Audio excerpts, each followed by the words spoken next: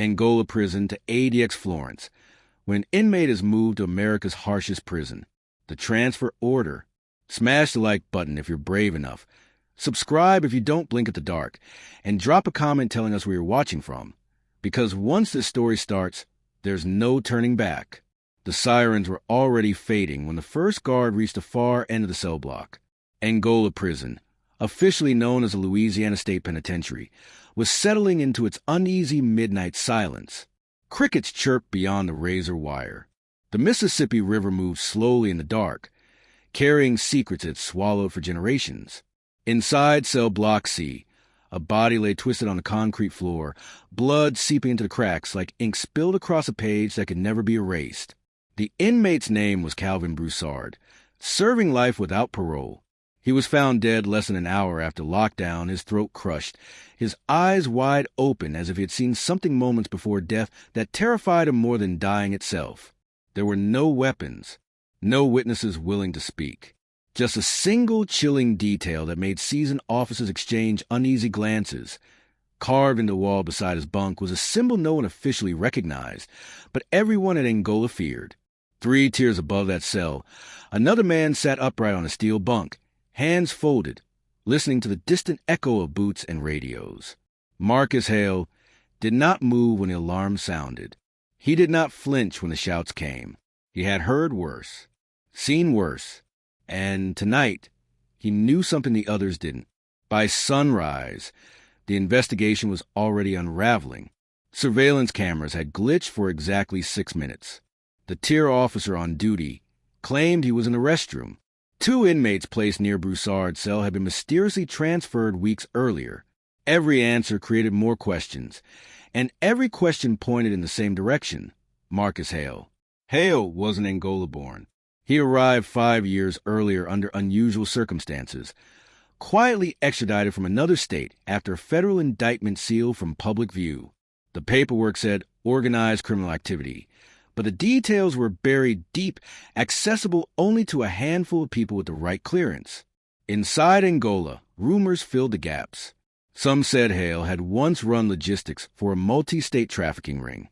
Others whispered about federal informants who vanished after crossing him.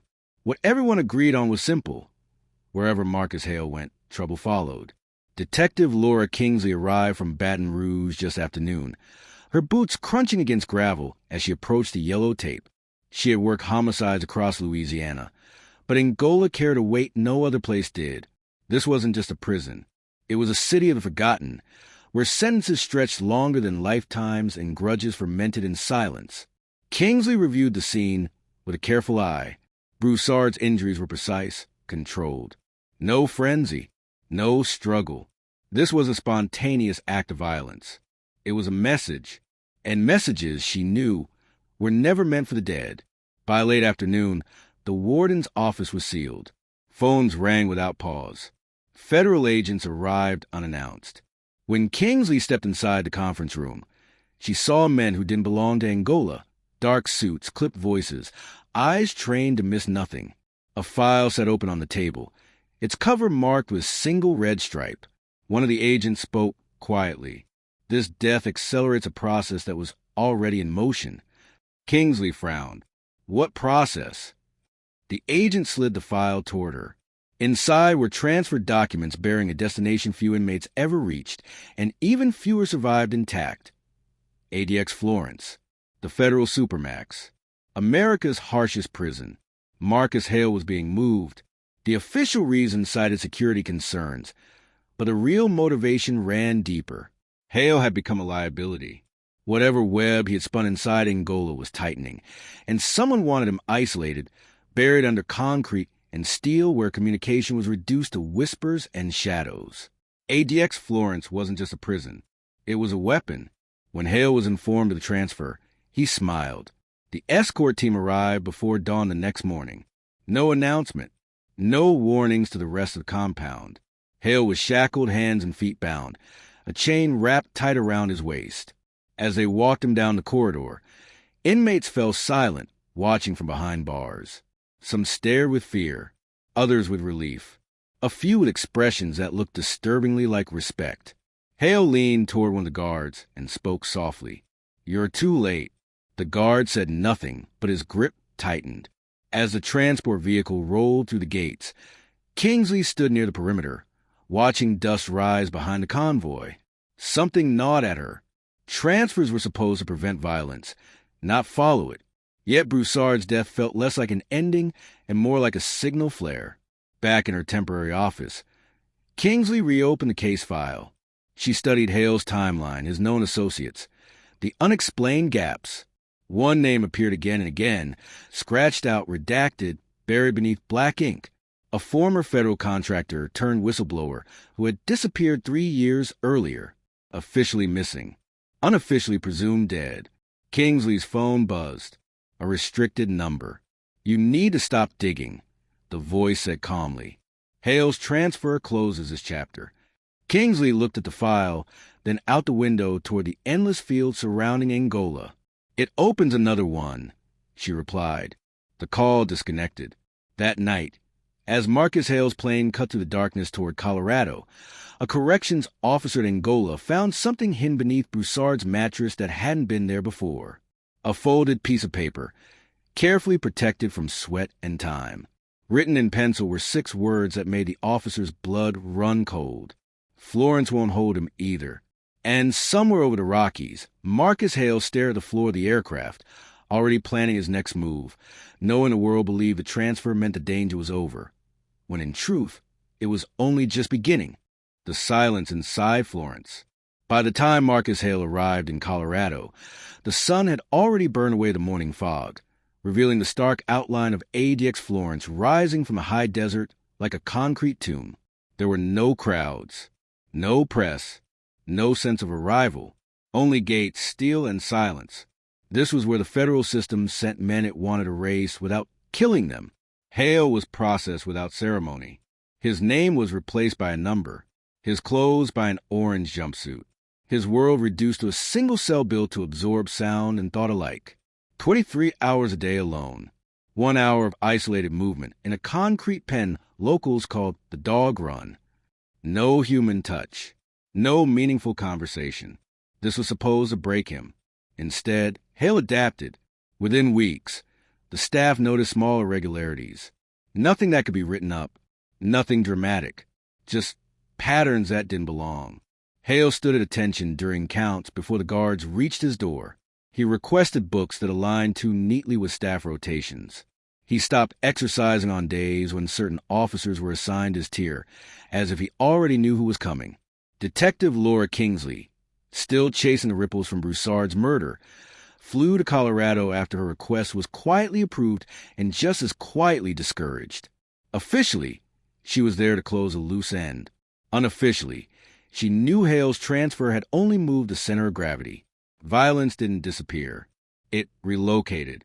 The warden at ADX Florence met her with professional detachment. Inmates here don't influence others, he said. That's the point of this place. Kingsley nodded, but she'd read enough to know better. Influence didn't always require proximity. Sometimes it required patience. 2 months into Hale's stay, the first incident occurred. An inmate 3 cells down was found unresponsive during morning count. No visible injuries. No signs of struggle. Just a man slumped forward, eyes half closed, as if he'd simply shut down overnight. The medical report cited natural causes, but one of the nurses mentioned something strange in passing. His heart rate had spiked minutes before death, then flatlined without warning. Kingsley's instincts flared. The inmate had been a former hacker, convicted of orchestrating financial crimes that cost millions. His appeal had been denied days earlier. His name appeared once in Hale's redacted file. Then another inmate collapsed. Different tier, same pattern. Official explanations piled up, each thinner than the last. The prison remained locked down, orderly, quiet, too quiet. Kingsley requested to interview Hale. The response took days. When she finally sat across from him, separated by thick glass, Hale looked unchanged. Calm, focused, almost amused. ADX treating you well? She asked. Hale tilted his head slightly. Depends on your definition of well. People are dying, Kingsley said. People connected to your past. Hale smiled faintly. Connections are a matter of perspective. She slid a photo across the table. Broussard cell wall. The carved symbol now etched into her memory. What does it mean? Hale didn't look at the photo. It means someone wanted you to ask that question. Who? He finally met her eyes. Someone who doesn't like unfinished business. As Kingsley pushed for answers, events outside the interview room escalated. A guard named Eric Molina failed to report for duty. His car was found abandoned on a service road miles from the prison. No signs of struggle.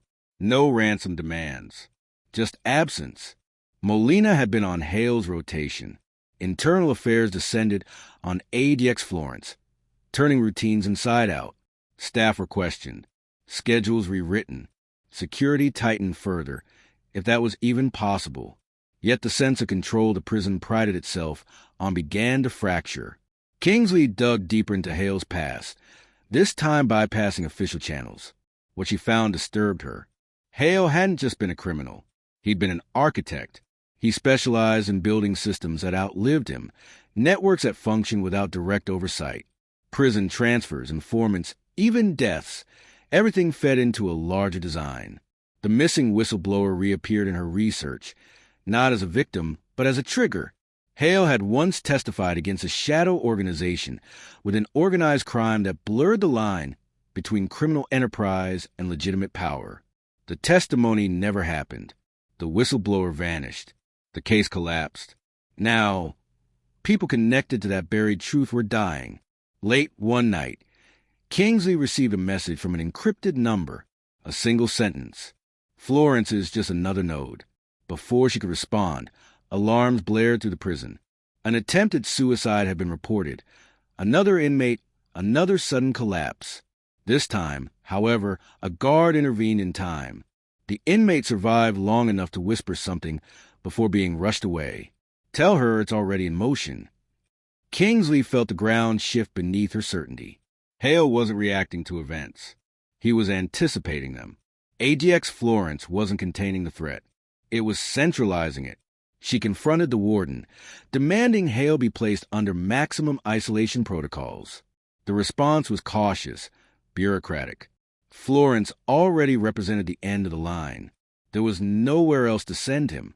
That night, as snow fell silently outside the prison walls, Hale sat alone in his cell, counting breaths, listening to the distant hum of ventilation.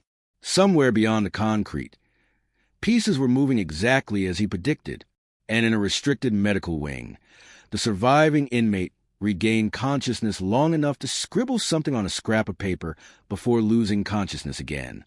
A name, not Hale's, Laura Kingsley's.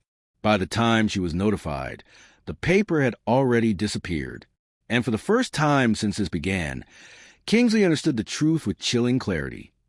Marcus Hale wasn't trying to escape ADX Florence. He was turning it into leverage, and whatever was coming next wouldn't stay behind bars. The weight of the walls. ADX Florence had always sold itself as finality. Once inside, men were men of fade, names reduced to numbers, ambitions crushed by routine and silence. But by the time the third death was quietly logged and sealed behind federal language, it was clear the prison was no longer an endpoint. It was a pressure chamber. Laura Kingsley felt at the moment she returned to Colorado. The air inside the facility had changed. Guards spoke less. Doors seemed to close a beat too late. The routines held, but only because everyone was afraid of what would happen if they didn't. The missing guard, Eric Molina, was still missing. The surviving inmate from medical was moved off the books, transferred under a classification Kingsley couldn't access. Every request she made hit a wall. Every wall felt intentional. She finally got what she asked for when she stopped asking. Late one evening, a maintenance supervisor approached her in the corridor, eyes darting toward the cameras. "You didn't hear this from me," he said, "but someone's been rerouting power during count. Micro outages. Seconds at a time. Enough to open a door?" Kingsley asked. "No," he said. "Enough to send a signal." The realization landed hard. Hale had never needed contact. He needed timing. Florence wasn't a cage. It was a metronome. Kingsley returned to the interview room for the last time.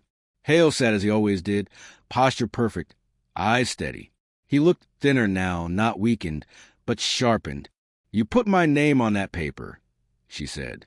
"I wrote nothing," Hale replied, "but I knew you'd find it. You've been orchestrating deaths from a concrete box." Hale's expression softened, almost sympathetic. "No, I've been revealing a system that already kills quietly. I just changed the rhythm." Kingsley laid out the evidence she'd assembled. The whistleblower's testimony drafts, the shell companies tied to federal contractors, the internal memos that vanished whenever a name rose too close to the surface. Hale had been the connective tissue. Once, now he was the fulcrum. "You want leverage," she said. "A deal." "I want balance," Hale replied. "And I want protection for what happens after." "What happens after what?" Hale leaned closer to the glass. "After you realize I'm not the most dangerous person in this story." That night, the prison went into full lockdown. A fire alarm tripped on the north wing, false but effective. During the confusion, a secure server room flagged unauthorized access. Files began to transmit out, fragment by fragment, routed through channels so old they'd been forgotten. By morning, the story broke. A joint investigation uncovered a covert network exploiting prison labor contracts, skimming millions while burying dissenters behind indictments and transfers. The whistleblower hadn't disappeared. He'd been held under an alias, silenced by procedure. Names surfaced. Careers ended. Congressional inquiries followed. Marcus Hale's name appeared everywhere and nowhere at once. The warden resigned. Internal affairs expanded. Kingsley was offered promotion she didn't want. And in a sealed medical facility far from Colorado, Eric Molina was found alive, drugged, displaced, used as proof of reach rather than violence. He testified. He survived. Hale, meanwhile, remained in Florence. Kingsley stood outside his cell one final time, watching to the narrow window as he read a book she'd approved. A small concession. A human one. "You win?" she asked. "No," Hale said without looking up. "I finish." "What does that mean?" "It means the truth outlives me," he replied. "That's the only currency that matters here." Weeks passed. The death stopped. The prison recalibrated. Systems tightened. Silence returned, real silence this time, heavy and earned. Then a package arrived at Kingsley's office with no return address. Inside was a single document, a memo dated years earlier, stamped approved, authorizing the creation of a task force that never officially existed. At the bottom was a signature she recognized. Her own. She checked the date. It predated her appointment by 3 months. The implication was unmistakable. Hale hadn't just exposed the system. He'd shown her that she'd been drafted into it long, before she ever stepped into Angola. She drove that night, miles of highway slipping past under cold stars, the weight of concrete walls pressing in from memory. The world hadn't become safer. It had become clearer. At ADX Florence, Marcus Hale lay on his bunk, staring at the ceiling. He counted breaths. He listened to the hum. He waited, not for release, but for the echo, because 3 months later, a man collapsed in a private office far from any prison. His death ruled natural before questions began to stack. And on his desk, beneath a stack of papers no one would admit to recognizing, was a symbol carved into it with careful precision. They thought the danger ended behind bars. It didn't. If you think this story was intense, you're not ready for the next one. Hit subscribe so you don't miss it.